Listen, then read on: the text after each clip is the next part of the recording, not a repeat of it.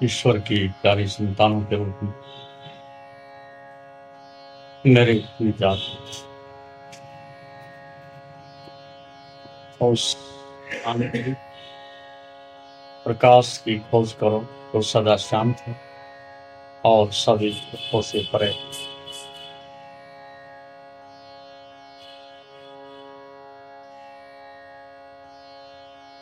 भगवान पतंजलि ने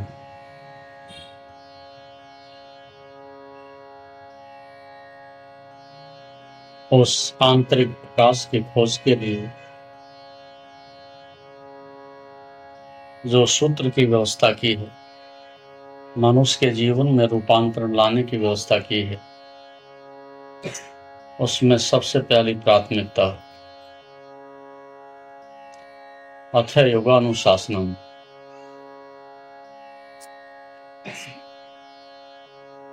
आपके जीवन में जब शिष्यत्व का अवतरण होता है, जब सीखने की एक आंतरिक प्यास पैदा होती है, मैं कुछ नहीं जानता बच्चे से सरलता होती है और जो कुछ जानकारी है उसके साथ अपने अहंकार को निर्मित करने से जब मनुष्य इनकार करता है और एक आंतरिक रूपांतरण के लिए झुकने की क्षमता अर्जित करता है, तब शिष्यत्व का जन्म होता है।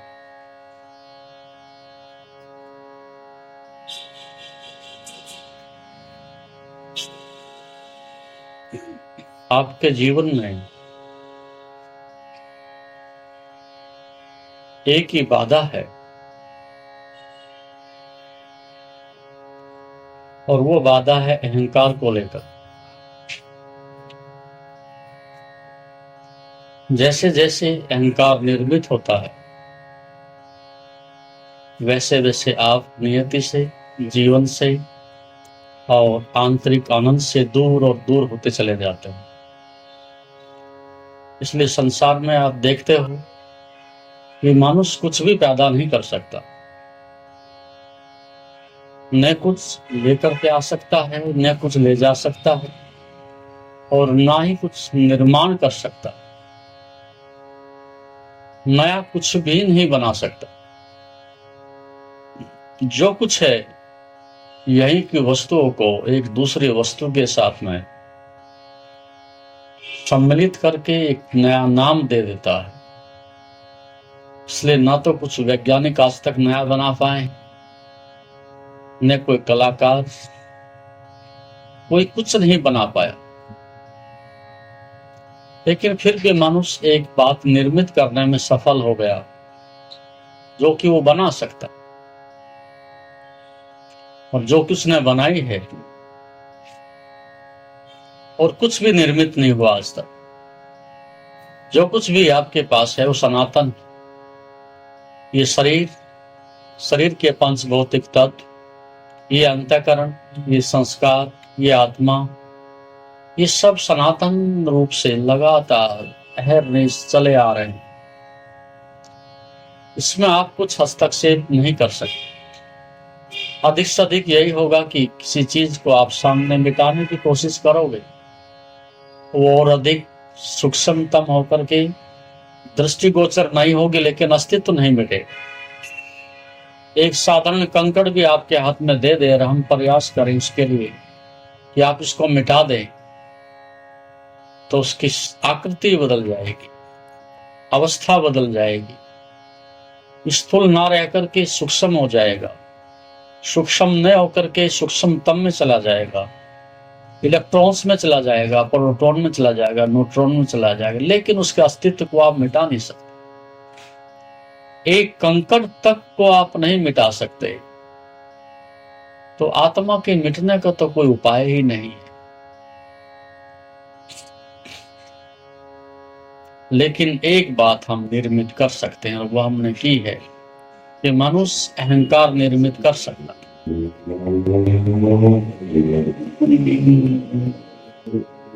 और जिसने अहंकार को ही अपनी आत्मा का होना मान लिया है, संसार में उसके लिए फिर धर्म का, योग का, शांति का, जीवन का, आंतरिक रहस्यों का मार्ग ही बंद हो गया। और आप में से अधिकांश दुर्भाग्य से इसी प्रकार से इस मूढ़ता से ग्रसित हैं। ये अपने अहंकार को ही आपने अपना होना मान लिया, अहंकार को ही अपनी अस्मिता, अपना अस्तित्व आपने बना लिया।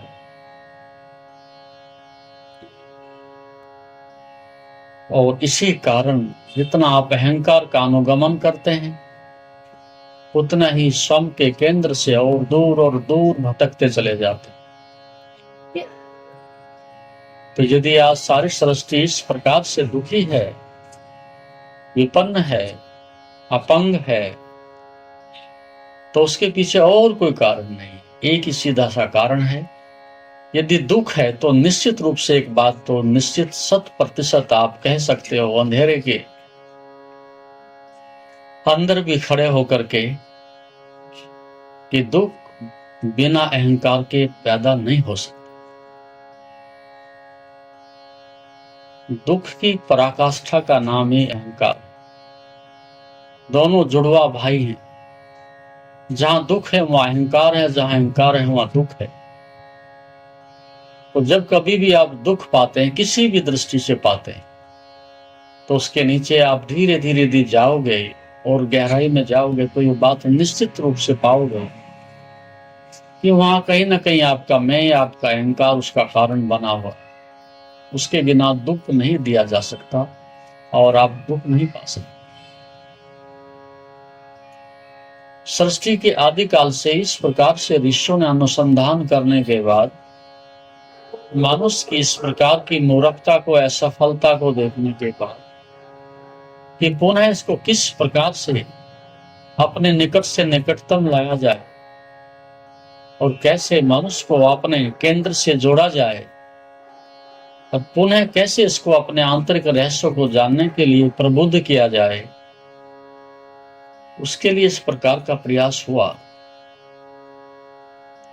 यही योग का अनुशासन है। उस अतीत की बहुत लंबी श्रृंखला जिसमें कि धीरे धीरे पारदर्शिता आते आते एक ऐसी अवस्था तक मनुष्य को ले आ जाता है, जैसे कि आप किसी पत्थर को घिसते हैं तो घिसते घिसते वो दर्पणवत होने लगता। ऐसे ही मनुष्य के अंतःकरण की शुद्धता को, उसकी निर्मलता को, पवित्रता को पुनः प्राप्त करने के लिए जो भी अनावश्यक इकट्ठा हो गया है, उस सब का प्रतिवर्षव कर देना, कैथार्सिस कर देना, वापस लौटा देना, ये योग का अनुशासन है। और दुर्भाग्य से ये आज इस सदी में सबसे अधिक दुर्भाग्य इसीलिए है कि जो सत्यम है, शिवम है, सुंदरम है, सच्चित आनंद है, उसकी सुगंध, उसकी संगति, उसका प्रसाद, वो तो आपको कभी प्राय नहीं मिलता। लेकिन जो भी मरण भरमा है, क्षणभंगुर है, परिवर्तनशील है, दुखों से आप्लावित है, नकारात्मकता से भरा हुआ है, वो सब विषाक्त भोजन आपको खाना पड़ रहा है। और ऐसा विषाक्त भोजन करते करते लगभग ये सारी पृथ्वी दुख और बीमारी से ग्रसित हो गई। और ये चीज संयोग से नहीं है, अकारण नहीं है। लंबे समय से इस प्रकार से नियति का नियमों का उल्लंघन करते करते मनुष्य ने इन चीजों को कल्टीवेट किया है, इनको पैदा किया है। कोई दुख आसमान से नहीं आता, ना कोई पड़ोसी आपके पास भेजता, आप उसको कल्टीवेट करते हो, पैदा करते हो। दुख को आने के लिए एक व्यवस्था बनाते हो। इस भ्रांति में मत रहना कि दुख कहीं आसमान से आया है या किसी पड़ोसी ने भेज दिया है, या घर में मेरे बच्चों ने पैदा कर दिया। ठीक जैसे खड्डा इस बात के लिए ग्रहणशील होता है कि पानी आएगा तो सबते भर जाएगा, लेकिन इससे पहले कि पानी आए खड्डा होना चाहिए। इससे पहले कि दुख आपके अंदर प्रवेश करे, दुख को ठहरने के लिए एक ऐसी नकारात्मक ऊर्जा आपके अंदर चाहिए कि ताकि चुंबक की तरह से तत्क्षण उसको आते ही घेर ले, चिपक जाए। उसके लिए आप ग्रहणशील हो, उसके लिए आप एक फर्टाइल उपजाऊ भूमि हो। ये बात सदैव ध्यान रखना, ब्रह्मांड में दोनों चीजें साथ साथ घटित होती हैं। जब आप अपने अंदर एक दुख की व्यवस्था बना लेते हो, दुख को ग्रहण करने के लिए एक अपने अंतःकरण में नकारात्मकता से स्थान बना लेते हो, तो सारे ब्रह्मांड का दुख आपके आसपास मंडराने लगता है। इसलिए लोग कहते हैं कि जब दुख आते हैं तो पता नहीं कितने आते हैं, कहां से आते हैं, नए नए ढंग से आते हैं, नए नए नाम से आते हैं, आएंगे।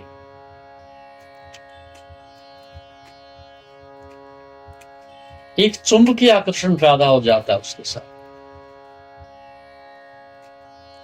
इसलिए ध्यान के ऊपर, साधना के ऊपर, आध्यात्मिक जीवन के ऊपर अनुसंधान करते करते ये बात समझ में आई है कि जैसे आप आध्यात्मिक यात्रा के लिए निकलते हो तो शुद्धता उसका पहला चरण है। आपकी ऊर्जा की शुद्धि हो उसका पहला चरण है। यदि ऊर्जा की शुद्धि नहीं होती और अशुद्ध अवस्था में ही आप ध्यान की प्रक्रिया को अपनाने की चेष्टा करते हो, श्रेष्ठतम की जगह नहीं बनी और श्रेष्ठतम का आह्वान करते हो, देवत्व आपके अंदर नहीं है और देवता को आमंत्रित करते हो, ब्रह्म को आपके सिंहासन पर विराजने की जगह नहीं है और ब्रह्म को आप आमंत्रित करते हो या गुरु को आमंत्रित करते हो, तो आप निश्चित रूप से असफल होंगे। कितनी बार आपकी शिकायत देखने को मिलती है कि हम करते बहुत हैं, मिलता कुछ नहीं। लौट लौट करके इसके विपरीत ही आता है। गुरु के पास जाते हैं तो शांति नहीं मिलती, मंदिर जाते हैं तो शांति नहीं मिलती, दान देते हैं तो शांति नहीं मिलती, नहीं मिलेगी। योग इस बात के लिए बहुत पहले ये बातें सिद्ध कर चुका है कि परिवर्तन परिधि पर नहीं होना चाहिए, परिवर्तन आपके केंद्र में होना चाहिए, आपके अंतःकरण में होना चाहिए, बाह्यकरण में, इंद्रियों में नहीं, अंतःकरण में होना चाहिए।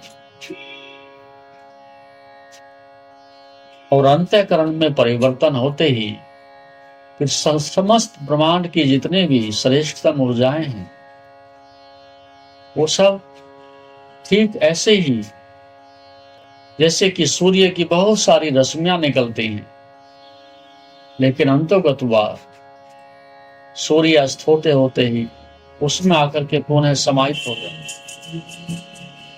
ठीक ऐसे ही आपके अंदर जो ऊर्जा है जब बाहर बिखरी हुई होती है, उस अवस्था में आपका मन खंड खंड हो जाता है, टुकड़ों में टूट जाता है। कुछ लोग कहते हैं राहु केतु शनि, इसकी दशा उसकी दशा, इसका दोष उसका दोष। उसको आप कुछ भी नाम दे सकते हो, लेकिन एक बात निश्चित है, उस संदर्भ में हम नहीं जाना चाहते। एक बात निश्चित रूप से 100% लागू होती है और कभी भी आंख बंद करके कही जा सकती कि आप अपने अंदर से बिखर गए, टूट गए हो। आपकी ऊर्जा अब चेतना की ओर अग्रसर नहीं है, आपकी ऊर्जा केंद्रित नहीं है, आपके अंदर एकजुटता नहीं है, और इसी कारण से चीजें श्रेष्ठतम आना चाहती हैं लेकिन द्वार पर ही टकरा करके वापस लौट जाती।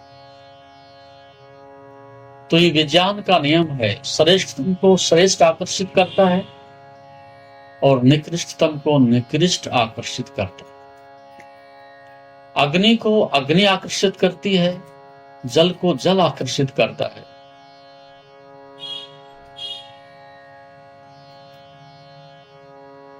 इसलिए यदि आप अपने अंतःकरण में रूपांतरण करने की कीमिया कला विकसित कर लेते हो तो उस अवस्था में निश्चित रूप से इस समस्त ब्रह्मांड के लिए आप एक ग्रहणशील सुपात्र बन जाते हो। फिर आप जिधर भी कदम रखो सब सफलता सफलता। ऐसा आप अनुभव करते हैं कि उस दिन हमारा अच्छा नहीं बीता, वो वक्त अच्छा नहीं बीता, वो कर्म किया वो सफल नहीं हुआ, जिसके पास जाओ सब असफलता लेकर के वापस लौट। लेकिन एक बात भी ये ध्यान रखना कि आप उस कारण को कहीं बाहर मत ढूंढना, अपने अंदर ही ढूंढने की कोशिश करना। जब बहुत आप खिन्न होते हो, उदास होते हो, अराजकता में होते हो और सुबह उठते ही आपकी ऊर्जा क्षीण होती है, ठीक से विश्राम भी नहीं मिलता और नकारात्मकता आपको घेरे रहती है, छोटी छोटी बातों पर क्रोध आता है, प्रतिक्रिया होती है, ऐसी स्थिति में असफलता चारों तरफ से आपके मंडराने लगती है, जैसे कि मरी हुई लाश के ऊपर चील कौवे आते हैं। असफलता का कारण तुम अंदर ही हो, कहीं बाहर मत भटकना। जब भी ऐसी परिस्थिति पैदा हो तो कोशिश करना कि अंदर से मेरे तार अस्तित्व से, नियति से, परमात्मा से, देवत्व से, दिव्यता से टूट गए हैं और आवश्यकता है मुझे अब उनको एकजुट करने की। और उसके लिए सबसे सुंदर और श्रेष्ठ यदि कोई साधन है तो वो ध्यान है, योग है, धारणा है, समाधि है, प्रत्याहार है, प्राणायाम है, आसन है, ये आंतरिक अनुशासन। इसलिए शिष्यत्व का अर्थ है कि अब संसार की एक व्यर्थता को जानने के बाद, ये बात भी थोड़ा सा ध्यान से देखना। एक तो है शास्त्र कहते हैं संसार व्यर्थ है, पड़ोसी कहते हैं, मित्र कहते हैं। संसार की व्यर्थता को जानने के बाद जब सार को सार की तरह से जानने की आपके अंदर भूख पैदा हो तब आप शिष्यत्व की ओर वापस लौटते हो। और संसार की व्यर्थता का जब मैं नाम लेता हूं तो मन कई प्रकार की परिभाषा बना लेता है। संसार की व्यर्थता का अर्थ ये नहीं कि संसार में लिखा हुआ कि ये चीजें व्यर्थ हैं, इतना ही है। संसार की व्यर्थता का अर्थ है जो सार है आप ले लीजिएगा और जो सार नहीं है उसको आप त्याग दीजिए। संसार तो तटस्थ है, संसार तो न्यूट्रल है, संसार ना भोग है ना योग है, संसार ना स्वर्ग है ना नरक है। केवल आपका दृष्टिकोण ही इस बात को निर्धारित करता है और उसमें परिणाम पैदा करता है कि आप किस दृष्टिकोण से देखते हो। तो ऋषियों ने कहा कि संसार का अर्थ है कि जो अति अपरिहार्य है, अति आवश्यक है,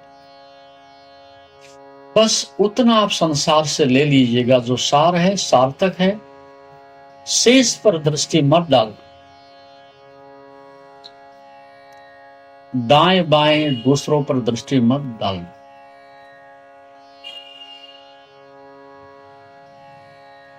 किसी अन्य के धन की आकांक्षा मत करना।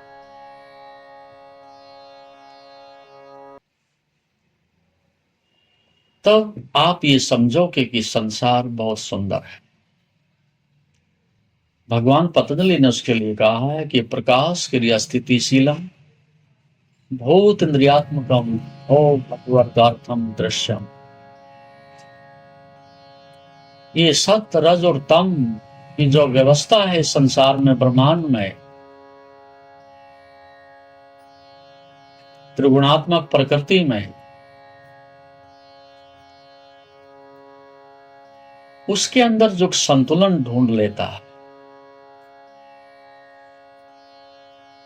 वो त्रिगुणों से, माया से, संसार से मुक्त हो जाता है।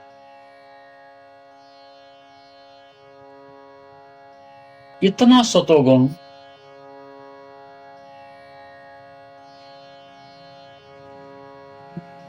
कि आपके अंदर विवेक बना रहे। इतना सतोगुण इससे पहले कि आप भटकें, उसके परिणाम क्या होंगे आपके पास सूचना आने लगी। इतना सतोगुण कि किसी को भी किसी प्रकार से हानि पहुंचाने की प्रवृत्ति आपकी बिल्कुल समाप्त हो जाए, सपने में भी दूसरे का अनिष्ट आप ना सोच पाए। ऐसा सतोगुण जो सदैव सकारात्मक रूप से ही सबके प्रति मंगल कामना से भरा रहता, ऐसा सतोगुण जो सदैव चारों ओर से प्रभु की अपार और अनंत कृपा का पात्र बना रहता, कदम कदम पर उसके अंदर धन्यवाद उठता है, शिकायत नहीं होती।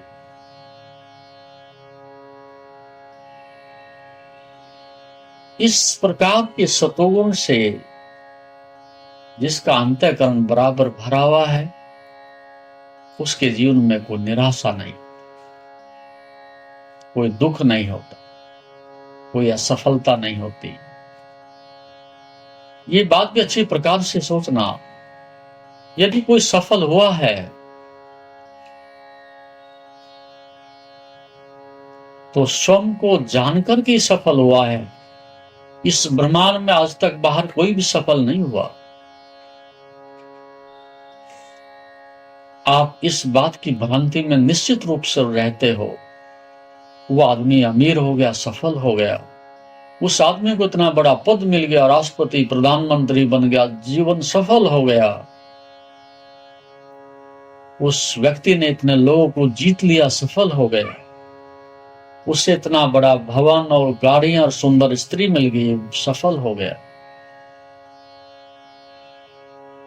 और अपने बच्चों को भी फिर आप इस बात की सलाह देते हैं, प्रेरणा देते हैं, बाध्य भी करते हैं कि सफल होकर के दिखाओ, सफल होकर के दिखाओ।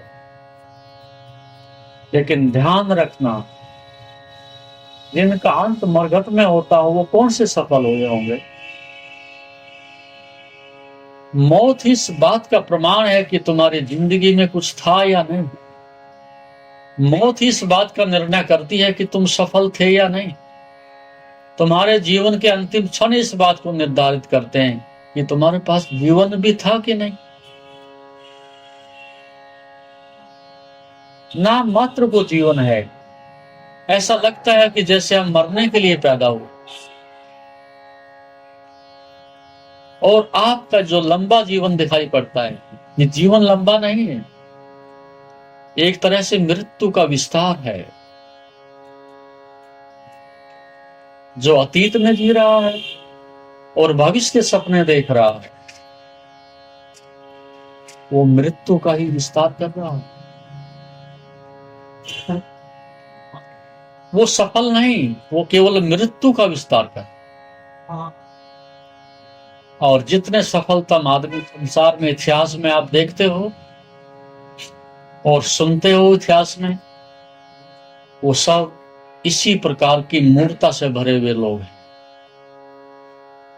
कि दूसरों को जीत लेंगे, सफल हो जाएंगे, दुनिया को बदल देंगे, सफल हो जाएंगे, कुछ करके दिखा देंगे, सफल हो जाएंगे।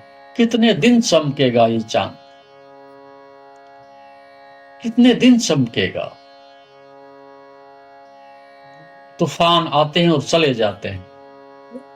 इस प्रकार के तथाकथित कितने लोग आए हैं, लेकिन अखबार की छोटी सी कटिंग में और एक कोने में कहीं पता चलता है सिकंदर चला गया, हाहाकार करता हुआ चला गया, अपने घर तक भी नहीं पहुंचा, रास्ते में दम तोड़ गया। कितने भूतपूर्व लोग, भूतपूर्व राष्ट्रपति, भूतपूर्व प्रधानमंत्री, भूतपूर्व कर्नल जनरल, पता नहीं कितने लोगों के नाम के पीछे भूतपूर्व लग चुका है।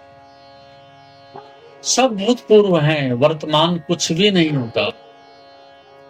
और जिसके पीछे आगे भूतपूर्व लग गया है, वो सफल कैसे उसको तुम कह सकते हो? बीत गया, समाप्त हो गया, मिट गया और शमशान घाट में जल गया। कहां ढूंढोगे इसकी सफलता? कौन से कोने में ढूंढोगे? ये अंदर ढूंढो। ये व्यर्थ की चीजें, चीजों का विस्तार सफलता नहीं है। जिसके लिए सफलतम होने के लिए आपने प्रयास किया था, उसको तो पता भी नहीं अभी कि सफलता क्या होती। तुम ही अपने जीवन में स्वयं अपने से सफल हो जाओ और दूसरों को नहीं, स्वयं को ही तुम जीत लो। और दूसरों के धन का अंबार लगाने की अपेक्षा अपने परम धन को ही खोज लो। और किसी क्षण भंगुर, किसी के सौंदर्य का पीछा करने की अपेक्षा अपने आंतरिक सौंदर्य से आप तृप्त हो जाओ। और किसी के बाहर सड़े हुए सिंहासन पर बैठने की अपेक्षा, कितने लोग उन सिंहासनों पर बैठ चुके हैं, कितने लोग उस गद्दी को गंदा कर चुके हैं, कितने मूर्ख लोग उस पे से जाकर के आ चुके और मर चुके हैं। और फिर आप जाकर के उसके ऊपर बैठते हो, ये मूर्खता पूर्ण कार्य। जो स्वयं के सिंहासन को ढूंढ लेता है, और वो ऐसा सिंहासन, ऐसी सफलता जो पहले भी थी और अभी भी है और आगे भी हो, जो शाश्वत है वो सफल है। और जो आया और गया उसे सफल नहीं कहा जा सकता। इस बात को अपने हृदय में अच्छे से गहराई से उतरने दो। संसार में आप कभी सफल ना हो सकोगे। सबके हाथ असफलता ही लगती है और मृत्यु इस बात में आपको नग्न कर देती है, छिपने नहीं देती। आप गिड़गिड़ाते हो, रोते हुए जाते हो, हाहाकार मचाते हुए जाते हो। 1 साल और जी लेते, एक वस्तु और बढ़ा देते, एक संतान का मुख और देख लेते, एक भवन और खड़ा कर देते। क्या ऐसा आदमी सृष्टि में कभी आपने पढ़ा, सुना, देखा, जिसने अंतिम समय भी कहा हो, हे प्रभु तेरी अपार कृपा, मुझे तृप्त होने का अवसर दे, मैं तृप्त जा रहा हूं संसार से, कुछ भी नहीं चाहिए, और जो आपने दिया उसके लिए मेरे पास कोई स्वप्न नहीं। आपका अमृत खूब बरसा, मैंने खूब पिया, आपके प्रकाश में खूब स्नान किया, सराबोर हुआ, और आपने ऐसा अंधकार मिटाया कि मैंने कभी अमावस्या नहीं देखी। मेरी जिंदगी में हमेशा पूर्णिमा रही, कोई असफलता नहीं देखी, कोई निरादर नहीं देखा। इसलिए सफलता कहीं बाहर नहीं, सफलता का केंद्र तुम्हारे अंदर है। और जो अपने जीवन में और अपने अंदर सफल हो गया, फिर उसके लिए संसार और निर्वाण दोनों एक हैं। इस बात को भी समझ लेना। कृतार्थम प्रति नष्टम अपि नष्टम तदन्य साधनत्वात्। भगवान पतंजलि कहते हैं, जो कृतार्थ हो गया है, अपने लक्ष्य को प्राप्त हो गया है, अपने से तृप्त हो गया है, आप काम हो गया है, उस ऋषित्व को उपलब्ध हो गया है, उसके लिए संसार होते हुए भी आपकी तरह का संसार नहीं रह गया है। उसके संसार में और मोक्ष में कोई अंतर नहीं, क्योंकि संसार आपने नहीं बनाया, एक पत्ती भी आपने नहीं बनाई। ये सब कला कृति सब उस प्रभु की है, और कलाकार से उसकी चित्रकारी को अलग नहीं देखा जा सकता। यदि परमात्मा आनंद है तो उसने संसार को भी आनंद से ही बनाया होगा। यदि परमात्मा ने इस सारी सृष्टि में अनंत अनंत रूपों में इस सृष्टि को घड़ा है तो उसी के हस्ताक्षर है। और यदि वो सच्चिदानंद है, आनंद घन है, तो उससे जो भी कर्म निकला है, जो भी सृष्टि निकली है, क्या वो दुख से भरी हुई होगी? क्या वो नरक से भरी हुई होगी? नहीं हो सकती। अपने स्वभाव से विरुद्ध सृष्टि परमात्मा क्यों बनाएगा? इसलिए सारी सृष्टि में कहीं भी दुख नहीं है। मनुष्य दुख निर्मित करने की क्षमता अर्जित करता है। तो निर्वाण और मोक्ष उस अवस्था में दोनों एक हो जाते हैं। जो बाहर दिखाई पड़ता है वही अंदर है, और जो अंदर है वही बाहर दिखाई पड़ता है। मुक्ति का अर्थ यही है, अब मैं परम स्वतंत्र हुआ। इस बात के लिए कि संसार और निर्वाण दोनों मेरी दृष्टि में एक ही। पदार्थ और चैतन्य दोनों एक ही हैं। क्यों?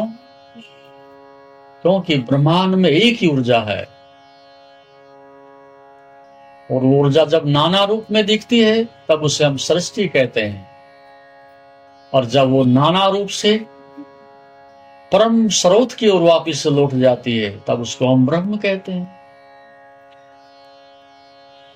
तो प्रकाश क्रिया स्थिति शीलम, प्रकाश क्रिया स्थिति, जब वो त्रिगुणात्मक तीन गुणों में वो चीजें वर्तती हैं तब उसको हम सृष्टि कहते हैं। तो उसमें तीन तत्व सृष्टि में प्रकट होते हैं। प्रकाश जो मनुष्य के ध्यान का, आनंद का, मोक्ष का मार्ग प्रशस्त करता है, और क्रिया, क्रिया का अर्थ है कर्म करने की क्षमता आपको दी जाती है, आजीविका अर्जित करने की शक्ति दी जाती है। कितना दौड़ना है संसार में, इस प्रकार की क्षमता रजोगुण से आती है। लेकिन यदि आप दौड़ते रहें और विश्राम करना भूल जाएं तो आप मूढ़ हो, पागल हो। यही सजा है मनुष्य के लिए। और आप में से अधिकांश ऐसे दुर्भाग्यशाली लोग हैं, एक बार दौड़ना आरंभ किया और दौड़ते ही चले गए, और कहां रुकना है ये तुम्हें नहीं पता। तो फिर ये जिंदगी का सार तुमसे दूर चला जाए। विश्राम ही खो गया तो फिर आनंद कहां, शांति कहां। तो आज दुनिया में इतना रजोगुण है, इतनी क्रियाशीलता है कर्म की, कि जिसके कारण से आप भटक गए हो और अपने से बहुत दूर निकल गए हो। रज का इतना ही अर्थ था कि एक किनारा मेरा केंद्र से जुड़ा रहे और दूसरा किनारा कर्म से और निष्काम कर्म से जुड़ा रहे। एक किनारा इंद्रियों का इस बात से जुड़ा रहे कि आजीविका पूरी हुई, बात समाप्त हुई, शेष जो बचा है उसका उत्सव मना सके, उस संपदा को ध्यान में और आनंद में परिवर्तित कर सको। पर्याप्त ऊर्जा बची है, उसमें विश्राम कर सको। तो जो ये जानता है कि मुझे कहां रुकना है वो सदा सुरक्षित है, और जो ये नहीं जानता कि कहां रुकना है वही दुखी है। तो योग ये संतुलन देता है कि इतनी सारी सृष्टि है, पक्षी उड़ान भरते हैं इसलिए कि आज का भोजन बस इस शरीर को पोषण दे जाए, मिल जाए, कल की बात वो नहीं सोचता। पौधे हैं, जड़ों से उतना ही जल लेते हैं जितना आवश्यक है, कल होगा कि नहीं होगा उसकी चिंता नहीं करते। जानवर आज का भोजन मिल गया, आराम से नींद लेते हैं, विश्राम करते हैं। लेकिन जिस प्राणी को, मनुष्य को आप बुद्धिमान, शिक्षित, धार्मिक कहते हो, क्या वो वैसा विश्राम ले पाता है जैसे एक जानवर विश्राम करता है, एक पक्षी विश्राम करता है? देखा आपने कभी? कितनी शांत अवस्था में कभी गौ माता को देखना, कभी पक्षियों को देखना, कभी नन्हे से छोटे बच्चों को देखना जो अभी संसार से नहीं बिगाड़े गए हैं। परम तृप्ति, बड़ी शांत अवस्था है। लेकिन जिसको आप कहते हो बड़ा शिक्षित, बड़ा पदाधिकारी, बड़ा आदमी, नींद उसे नहीं आती, भूख उसे नहीं लगती, विश्राम उसे नहीं मिलता, चैन उसे नहीं मिलती, इसे क्या बड़ा कहोगे? सजा भोग रहा है 24 घंटे। तो इस सदी में जिसको कहते हैं हम शिखर पर हैं, मनुष्य ने जीवन की मूलभूत आवश्यकताएं जो उसकी थी वो भी खो दी। कई बार एक भिखारी को देखकर कि सम्राट को ईर्ष्या होती है, यहाँ इतने बड़े महल में इतनी संपदा के बीच में भी नींद नहीं आती, और ये चारों तरफ व्हीकल चल रहे हैं, इतना आवाज शोर शराबा हो रहा है, और फुटपाथ पर पड़ा है, खराटे लेकर सो रहा है।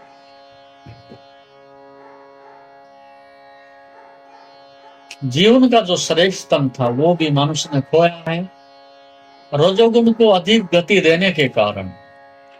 बस धन और धन और धन, कमाएंगे कमाएंगे कमाएंगे, थोड़ा और थोड़ा और थोड़ा और, 1 करोड़ आए, 2 करोड़ आए, 10 करोड़ आए, 100 करोड़, और उस धन के साथ ही आप मिट जाते हो। लेकिन धन कभी नहीं मिटता, इच्छाओं के अंबार लगे रह जाते हैं, आप मिटते हो, इच्छाएं फिर भी नहीं मिटती। आप सोचते हो कि आप चले जाओगे, इच्छाएं मिट जाएंगी, वो इच्छाएं या तुम्हें अगले जन्म में लेकर के जाएंगी। इस जन्म में जिन इच्छाओं के कारण आपने नरक पाया है, दुख पाया है, उसी जहर को आप सूक्ष्म शरीर में अगले जन्म में लेकर के जा रहे हो। इसलिए आंख खुलते ही दुख आरंभ हो जाएगा, दौड़ आरंभ हो जाएगी, ये मूर्खता आरंभ हो जाएगी, ये मूर्छा फिर तुम्हें वहीं घेर लेगी। इसलिए पैदा होते ही, उस बीज के अंकुर आते ही आपके जीवन में फिर उसी प्रकार के दुख के ग्रहण। कहते हैं पता नहीं, कुछ किया नहीं, अभी जन्म ही लिया है, बीमारी भी आ गई, अभी जन्म ही लिया है, गरीबी भी आ गई, लेकर के आए।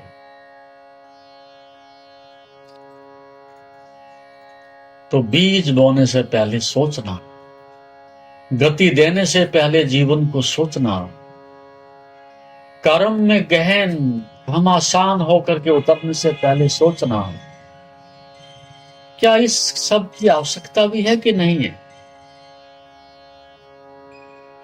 तो ऋषि का और कोई अर्थ नहीं, ऋषि का अर्थ है ये संतुलन जानता है, बस उतनी आजीविका, उतनी आवश्यकता जिससे किसी के आगे हाथ ना फैलाएं, किसी के गुलाम ना हो, किसी के कर्जदार ना हो,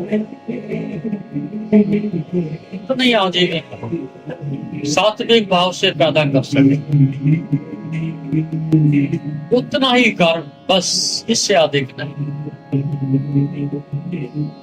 और तम, उतना विश्राम जिससे कि शरीर पुनः सुबह के लिए तरोताजा हो जाए, उतना विश्राम जितनी कोशिकाएं टूटी हैं, जितना ह्रास हुआ है ऊर्जा का, उसकी पुनः आपके शरीर में उपलब्धि हो जाए, उतना विश्राम की आलस्य ना हो, तामस ना हो,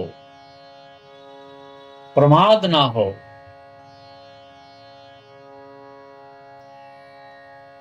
तो संतुलन बनता है। इसलिए आप बिना तामस के भी नहीं रह सकते, बिना रज के भी नहीं रह सकते, और चाहे कण भर ही हो बिना सत्य के भी नहीं रह सकते। अधिक तो हो ही नहीं सकता सत्वगुण, लेकिन न्यून से न्यूनतम तो कहीं ना कहीं होगा कि जहां कभी आपको संदेह पकड़ेगा। सब्सक्राइब करें हमारे YouTube चैनल योग तीर्थ को और बेल आइकॉन भी दबाएं ताकि आगे आने वाली वीडियोस का नोटिफिकेशन आपको मिलते रहे।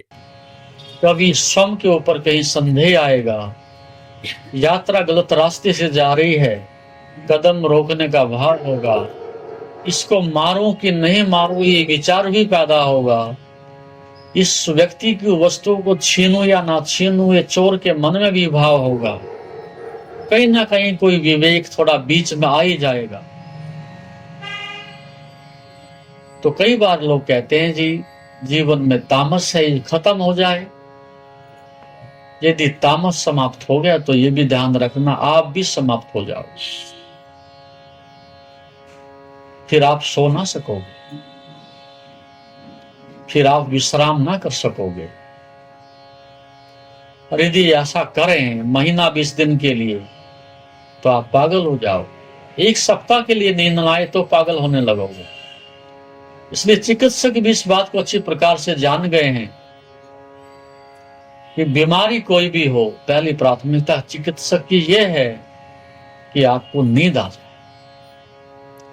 क्योंकि प्रकृति पुनः आपकी कोशिकाओं को नई ऊर्जा प्रदान करती, आपके शरीर को विश्राम दे करके सुबह कार्य करने की क्षमता देती है। और उस विश्राम में आपका लीवर भी विश्राम में चला जाता है, किडनी भी चली जाती है, ब्रेन भी चला जाता है, पूरा शरीर विश्राम में जब जाता है सुसुप्ति अवस्था में, तब आप जब सुबह उठते हो तो एक अलग ही तरह की दुनिया, अलग तरह की अनुभूति होती। तो तम को अलग नहीं कर सकते, लेकिन कितना तम चाहिए, कितना विश्राम चाहिए, वो संतुलन तुम्हें अवश्य आना चाहिए। किसी की 2 घंटे में नींद पूरी हो जाएगी, किसी की 4 घंटे में होगी। और छोटा बच्चा है जब जन्मता है तो लगभग 23 घंटे सोता है, 22 घंटे सोता है, 18 घंटे सोता है, क्योंकि अब शरीर निर्मित हो रहा होता है, शरीर में तेजी से नई कोशिकाएं बन रही होती हैं। तो उन कोशिकाओं को उस विश्राम में बढ़ने के लिए विश्राम चाहिए। इसलिए 35 वर्ष तक की अवस्था तक आपका जीवन शिखर पर होता है, उस समय आपको विश्राम की अधिक आवश्यकता है। बहुत सारी कोशिकाएं टूटती हैं, उनकी मरम्मत के लिए विश्राम चाहिए। लेकिन 35 के बाद रिवर्स गियर लगता है, फिर कोशिकाएं बनती बहुत कम है, लेकिन जो बन चुकी हैं उनकी टूटने की प्रक्रिया बहुत तेजी से बढ़ती है। उसी से आपकी झुर्रियां आती हैं, निस्तेज शरीर होता है, शरीर सिकुड़ता है, शरीर मरता है। एक साथ नहीं मरता, मरने में समय लगता है। 70-80 साल में आते आते दीपक बुझने के कगार पर हो जाता है। इसलिए बूढ़े आदमी को 2 घंटे भी ठीक से नींद आ जाए तो चलेगा, क्योंकि अब नया सृजन कुछ हो नहीं रहा, तो ज्यादा विश्राम की आवश्यकता नहीं। तो कितना विश्राम चाहिए, कितना रस चाहिए, कितनी गति चाहिए संसार में, और कितना सतोगुण चाहिए? अधिक तो कभी होता ही नहीं। जो उनको एक संतुलन में, अर्थात अपने जीवन में कितनी क्या आवश्यकता है, जो जान लेता है, वो पंचभूतों से, उनकी पकड़ से, इंद्रियों की गुलामी से मुक्त होकर के मोक्ष का अधिकारी हो जाता है। ये बात अच्छी प्रकार से समझो। जब तक ये संतुलन नहीं आएगा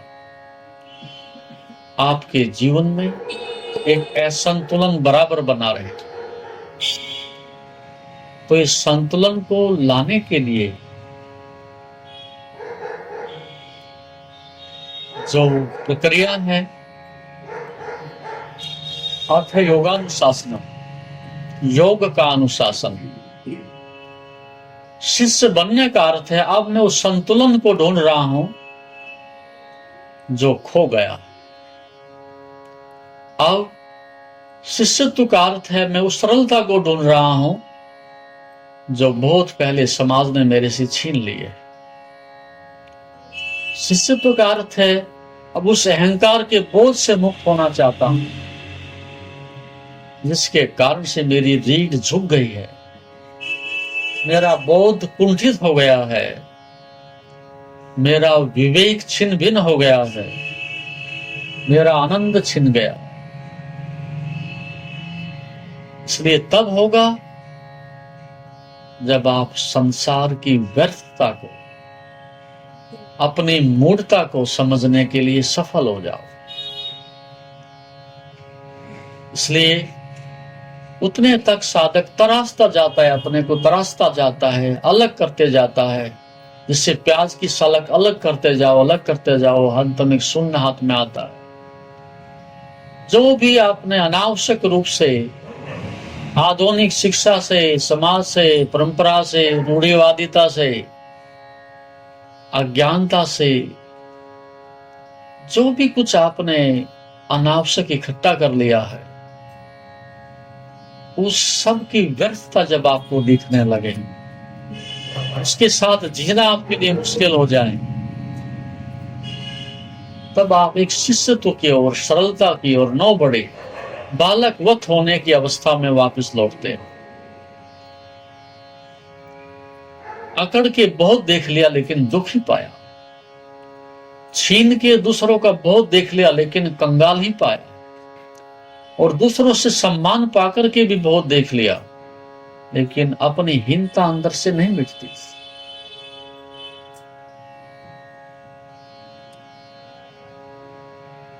तो ये गहरा विज्ञान, इसलिए पहली बात ही कह दी पतंजलि ने, अनुशासन। बहुत बहुत आयाम से अनुशासन आएगा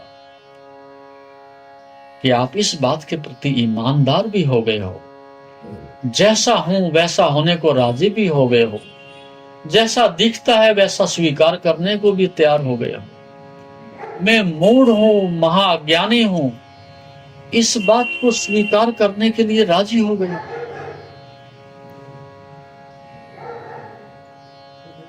यदि आप मंदिर जाते हो तो निश्चित रूप से इसलिए जाते हो कि बीमार, दुखी हो।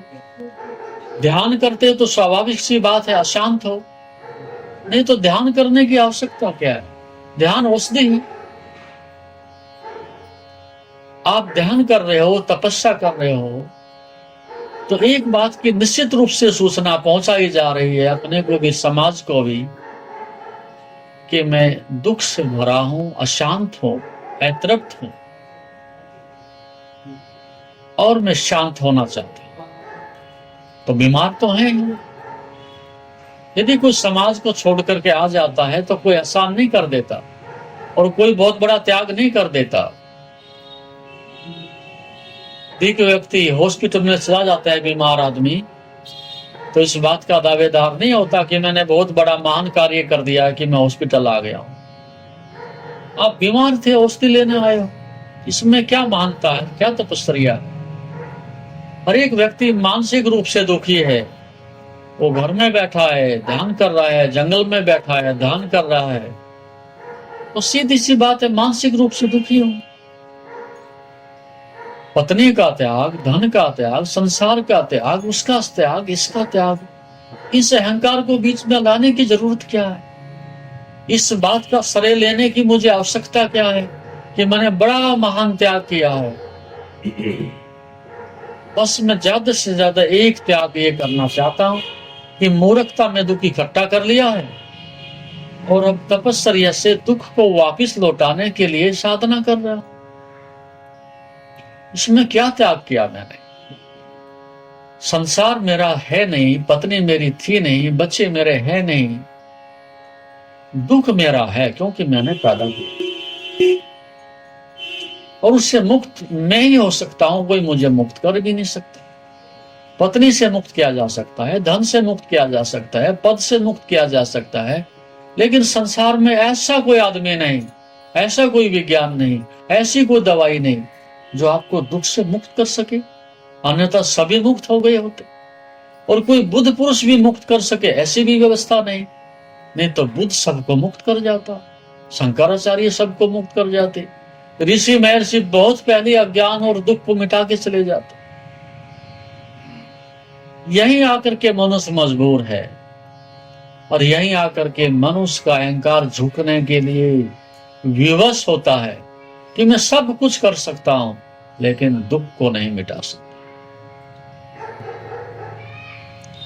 और दुख दूसरे से मिट नहीं सकता, क्योंकि दूसरे ने पैदा नहीं किया। अज्ञान कोई मिटा नहीं सकता, दूसरे ने पैदा नहीं किया। बंधन कोई तोड़ नहीं सकता, दूसरे ने बनाए नहीं। आपने ही बनाए हैं और आप ही उसको मिटा सकते हैं।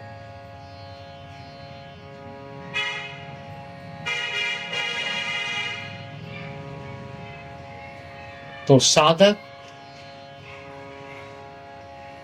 यदि साधना भी करता है तो इतनी बात समझ लेनी चाहिए, बस दुखी है और उस दुख से मुक्त होना चाहता है, और हमें इसका सहयोग करना चाहिए। यदि हम परिवार में रह करके भी ये बात सोच लें कि पत्नी मुझे सहयोग देती है, मेरा बेटा मुझे सहयोग देता है, मेरा भाई भी मुझे सहयोग देता है, मेरे मित्र भी मुझे सहयोग देते हैं, तो वहां मुक्त होने में कोई समस्या नहीं। यदि समाज इस बात के लिए सहयोग करना लगे और घर सहयोग करने लगे तो कोई अड़चन नहीं, क्योंकि ऐसा कदापि नहीं कि सत्य आपके लिए जहां भी जाओगे वहां उपलब्ध हो जाएगा। वहां भी आपको साधना करके प्राप्त करना है। हाँ, इतना है कि आप एकांत में मौन में जाकर के थोड़ी सुविधा पाते हैं, लेकिन यदि वो सुविधा मुझे समाज दे, ये शिक्षा दे, ये संस्कृति दे, ये सहयोग मेरा परिवार मुझे दे, किसी प्रकार का विरोध ना करे, तो वो कार्य मैं यहां भी कर सकता हूं। लेकिन उतना अच्छा समाज, ऐसे संभ्रांत और सज्जन लोग समाज में दिखाई नहीं देते। मैंने तो नहीं सुना कि किसी मां ने अपने बेटे से कह दिया हो कि बेटे बड़ा दुख हो रहा है, बड़ी पीड़ा झेल रहा है, उपाय सब करके देख लिए हैं, एक उपाय और करके देख ले कि संन्यास ले ले, एक उपाय और करके देख ले, आंख बंद करके ढूंढ ले। चाहे 100 बच्चे हों मां के, लेकिन वो एक बच्चे के लिए कभी ये नहीं सोचेगी यदि ये मुक्त होना चाहता है तो मैं इसकी स्वतंत्रता में बाधा नहीं डालूं।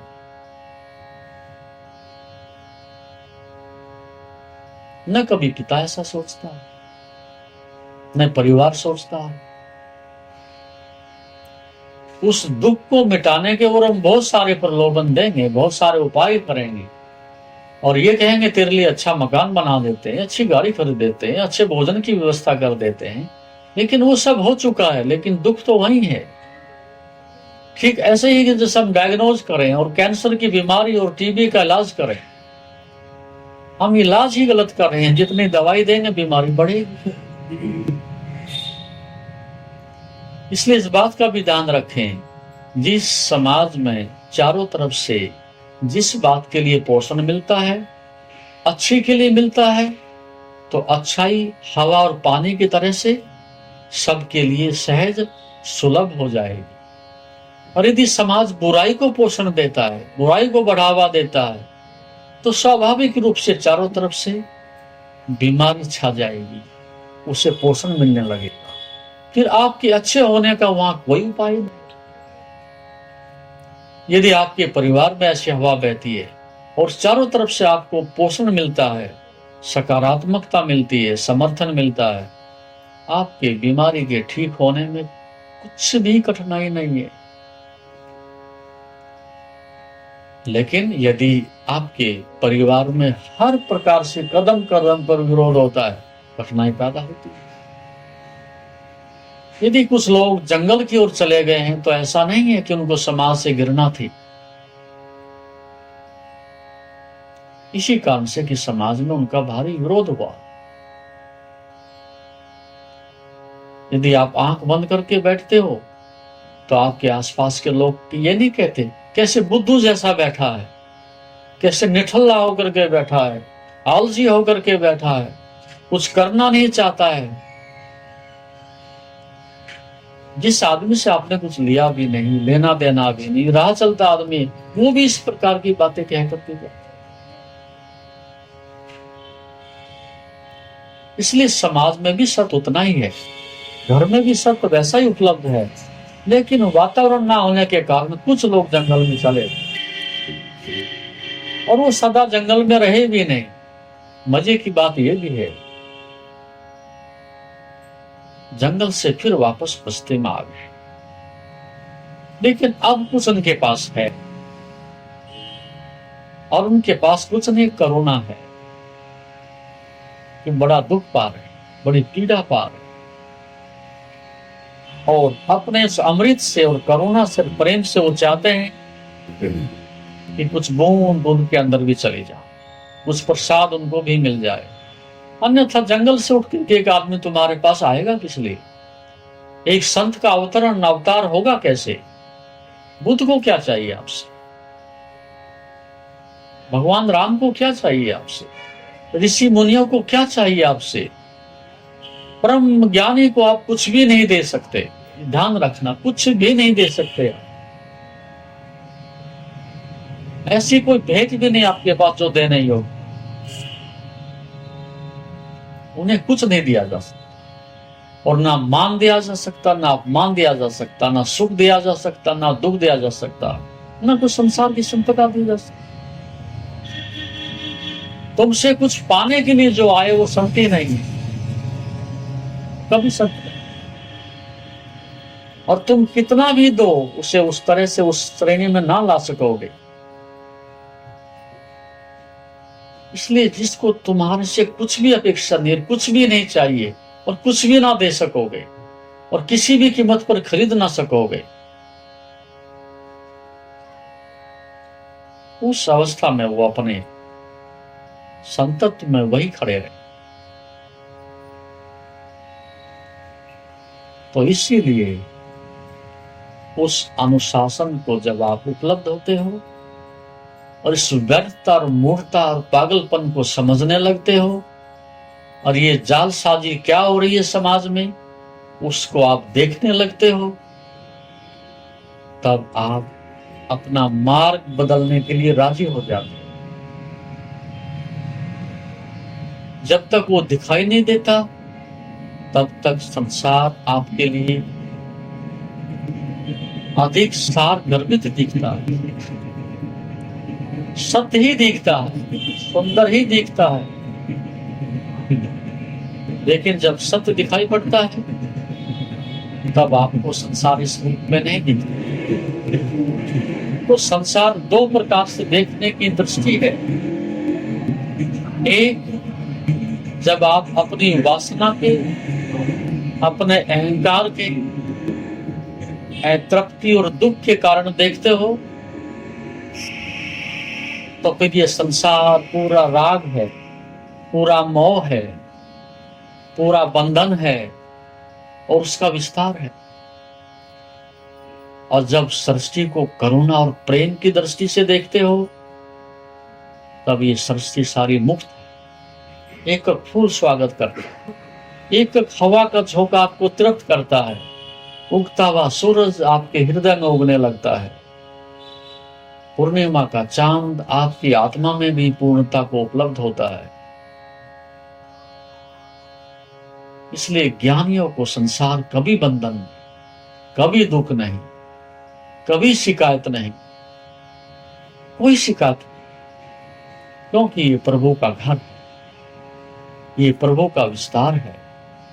और ये प्रभु की एक परीक्षा लेने के लिए मनुष्य के लिए एक उसका दिया हुआ विस्तार है। यदि आप मुक्त भी होंगे तो कहां मुक्त होंगे?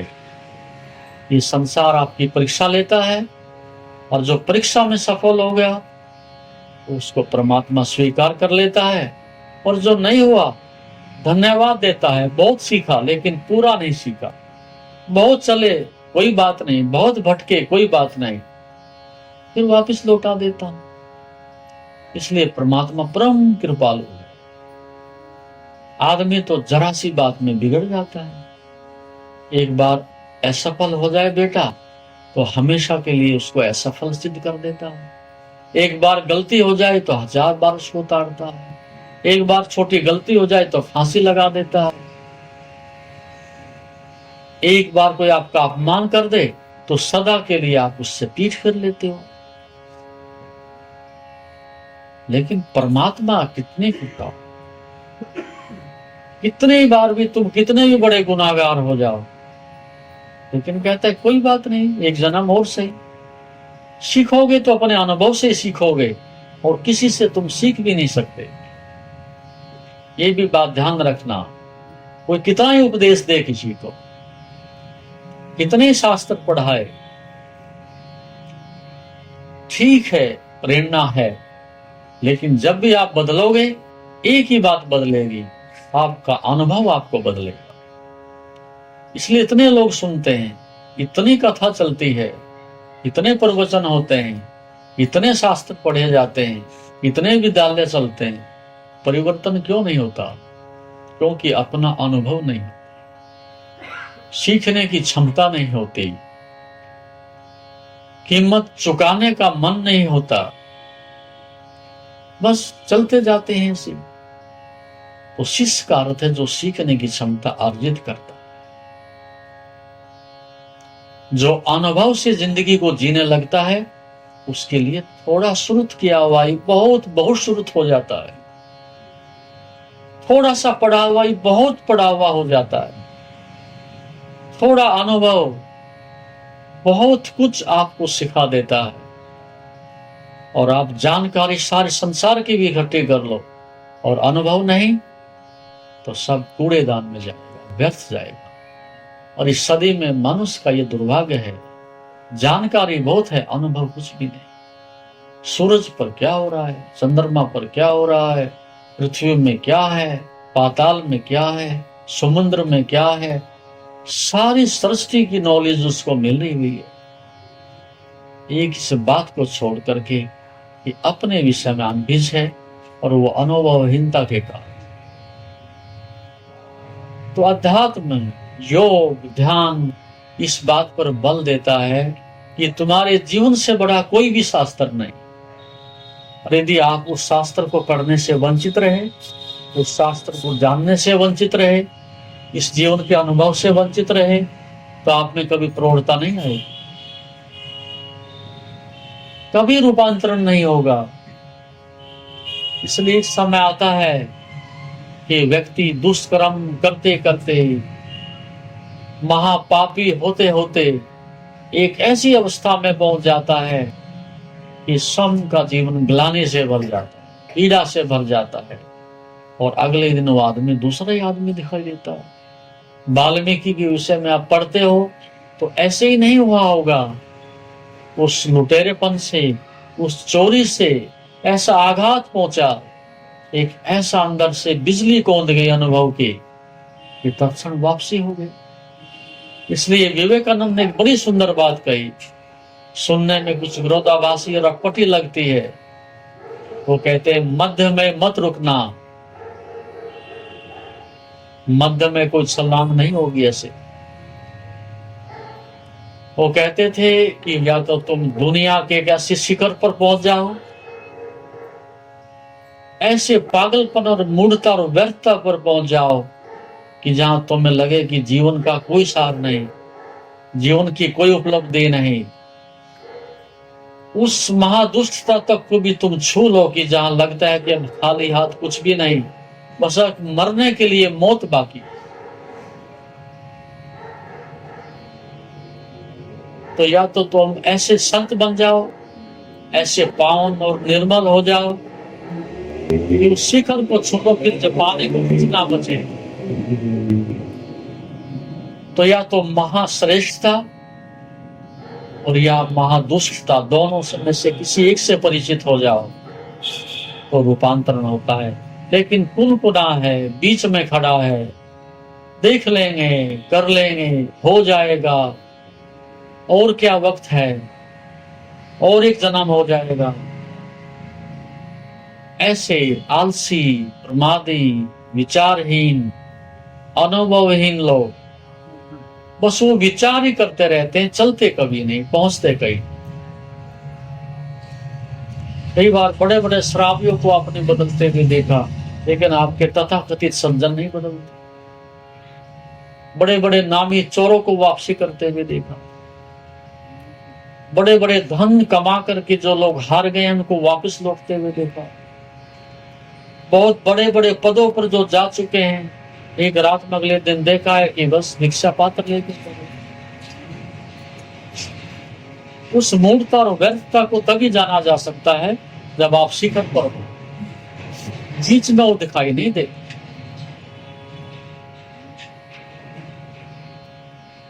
वाथ योगानुशासन, ये अनुशासन अनुभव के साथ विकसित होता है, सरलता के साथ विकसित होता है। और मैं कुछ नहीं जानता, महामूर्ख लोग कुछ भी कहें, अंदर से मैं ही जानता हूं कि मैं क्या हूं। रात के 12 बजे अंधेरे में भी मुझे पता चलता है कि मैं क्या मूर्खता कर रहा हूं। जिसको दिखाई पड़ता है वो धार्मिक हो जाएगा, उसमें सज्जनता के फल लगेंगे, उसमें योग के फल लगेंगे, इसके पहले नहीं। लेकिन हम तो पाखंड करने में निपुण हो गए, दिखावे में निपुण हो गए, बेईमानी से ऐसा धोखा देने में कुशल हो गए हैं कि सब हमारे वस्त्रों में, भाषा में छिप गया है। एक पॉलिटिशियन होता, 2 होते, 10 होते, 1000, 10,000 होते तो बात कुछ नहीं थी। लेकिन इस समाज की कुरूपता ने, चालाकी ने, इस शिक्षा ने लगभग हर आदमी को पॉलिटिशियन बना दिया है। पाखंड, दिखावा, शोषण। मैंने सुना है कि एक आदमी अधिकांश अपने खीसे में, अपने दोनों जेब में हाथ डाल करके रखता था, अधिकांश उसके जेब में हाथ। उसके एक मित्र ने पूछा एक दिन कि क्या आप स्थायी रूप से भी इन दोनों हाथों को अपनी जेब में डाल करके रख सकते हो? बोले हाँ, निश्चित रूप से। हाथ मेरे और जेब दूसरे की होनी चाहिए। दूसरों की जेब में स्थायी रूप से हाथ डाल के रखा जा सकता है जब तक कि जेब में कुछ हो, जब तक उसमें से निकाला जा सकता है, जबकि उसको चूसा जा सकता है, उतने तक मेरा वो मित्र है, मेरी पत्नी है, मेरा पिता है, मेरा भाई है, उसकी जेब में हाथ रखा जा सकता है, कोई समस्या नहीं। और डायरेक्ट और इनडायरेक्ट रूप में हमने रखे हुए हैं। पत्नी चूसी जा चुकी है, चली भी कारतूस है, क्या जरूरत है? पिता चूसा जा चुका है, जो उसमें से निकालना था वो निकाल लिया है, अब क्या जरूरत है? भाई चूसा जा चुका है, खेलने में क्या जरूरत है? हम ज्यादा से ज्यादा एक दूसरे को चूस रहे हैं, शोषण कर रहे हैं, उनको अपने लिए उपयोगी बना रहे हैं। वो किस प्रकार से हमारे काम आ सके उसके लिए काट छांट कर रहे हैं। हम उनको स्वर्ग में जाने के लिए अपने पैरों के नीचे रौंद के उनको सीढ़ियां बना रहे हैं, अपने स्वार्थकर्ता को सिद्ध करने के लिए सब प्रकार की मूढ़ता उनके साथ कर रहे हैं। ये सारी सदै यदि दुख से, अधर्म से, पाप से भरी है तो उसके पीछे ये कारण देखोगे कि यहाँ एक दूसरे का हाथ दूसरे की जेब में है। हर आदमी की दृष्टि दूसरे पर टिकी है, हर आदमी की दृष्टि दूसरे के धन पर टिकी है, दूसरे के सौंदर्य पर टिकी है, दूसरे के पद पर टिकी है। चूस लें किसी प्रकार से, ये अवसर तलाशा जा रहा है। देने का कोई भाव नहीं, सहयोग का कोई भाव नहीं, ऊंचे उठे इसके लिए कोई पुरुषार्थ नहीं, हम इसके किसी काम आ जाएं इस प्रकार की कोई मंगल कामना नहीं। तो योग अनुशासन ये सिखाता है कि जिसने सुगरता को, मूर्ता को जाना अनुभव किया, वो अपने घर वापस लौटा। अब ये मूर्ता मेरे से नहीं हो सकती, अब ये बीमारी में पैदा नहीं कर सकता, अब ये दुख बहुत पैदा कर चुका हूं, अब मेरी क्षमता नहीं है। बोझ इतना बढ़ता जा रहा है कि समय बहुत कम है, शक्ति क्षीण हो रही है और मंजिल मेरी दूर है।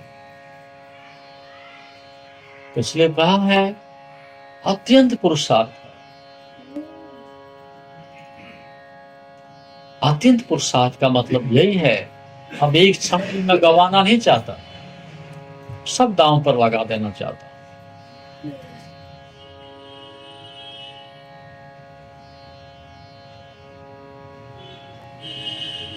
तो ये बात आपके जीवन में क्रांति ला सकती है।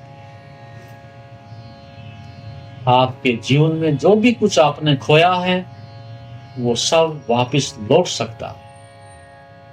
जो लूटा है वो मिल सकता है, जो गंवाया है वो आ सकता है। एक ही बात से, क्योंकि आप अपने से बहुत दूर ज्यादा नहीं चले गए, बहुत दूर भी नहीं निकल गए कि तुम वापस नहीं आ सकते। दुनिया से कितनी भी दूरी हो सकती है, लेकिन तुम्हारी अपने आत्मा से बिल्कुल भी दूरी नहीं। बस आपकी दृष्टि की और दिशा की बात है। जैसे आप सूर्य के सामने गतिमान हो रहे हो,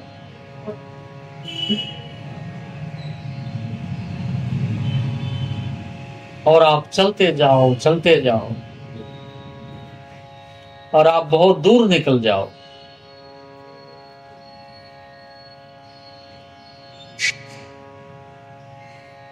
और अब आपको वापसी लौटना हो, सूर्य की दृष्टि से वापस लौटना हो, तो उतने कदम वापस लौटने की जरूरत नहीं है। आप पीठ फेरो तो भी सूरज उतनी ही दूर है, और उसकी तरफ को मुख करो तो भी उतनी ही दूरी है। केवल आपकी दिशा बदलती है, दूरी जो की तो है, उसमें कोई अंतर नहीं पड़ता।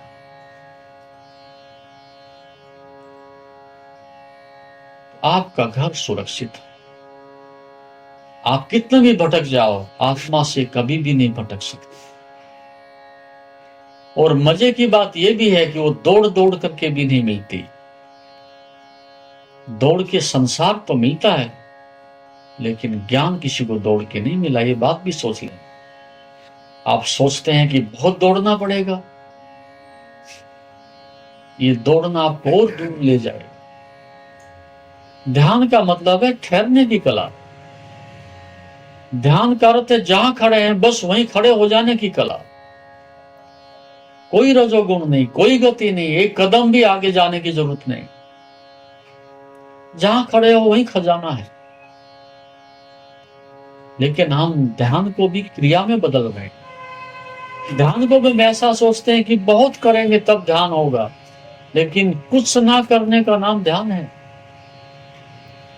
निर्विचार अवस्था का नाम ध्यान है। कोई क्रिया नहीं, उसकी अवस्था का नाम ध्यान है। चलते तो क्रिया हो जाती है, विचार करते हैं तो क्रिया हो जाती है।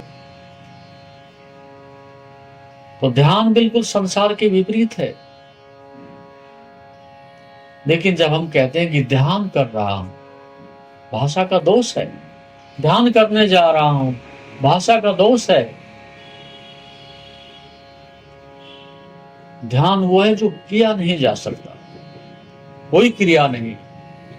आप ठहरते हो और ध्यान घटित होता है।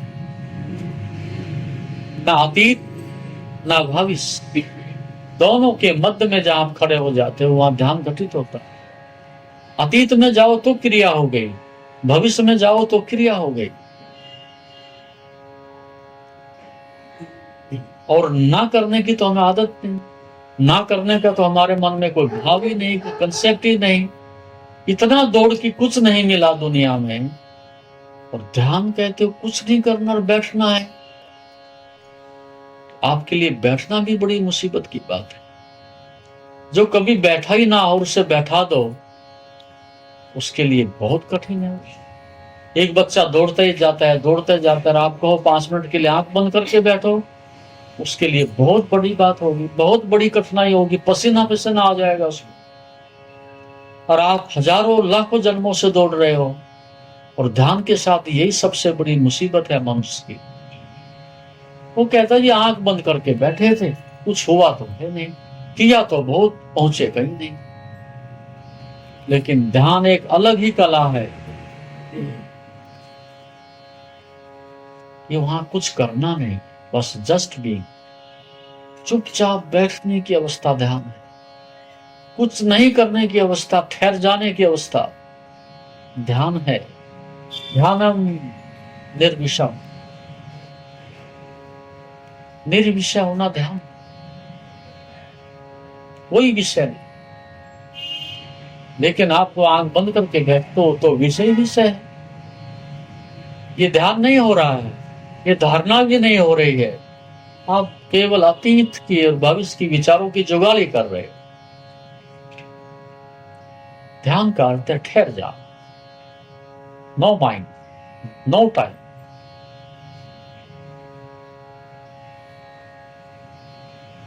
कोई भविष्य नहीं, कोई भूत नहीं, कोई फ्यूचर नहीं।